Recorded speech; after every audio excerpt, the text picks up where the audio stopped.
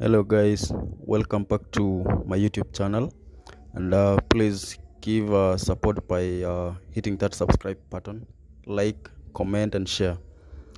So in this video I'm showing you a Toyota Hiace 2006 NCP60 with a 2 NZ engine, and this car has a fantastic fuel economy with an average fuel consumption of 11.5 kilometers per liter. And in this video I'm showing you the chassis number, the engine number and the fin plate location. So the chassis number is located on the right hand side of the front firewall, as you can see from the video. There you go. That's the chassis number you're seeing there.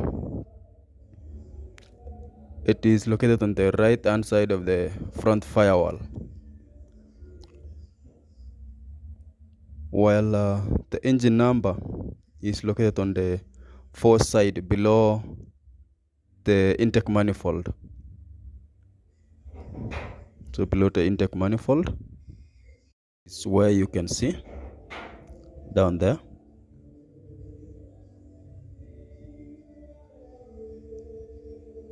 You see, there you go.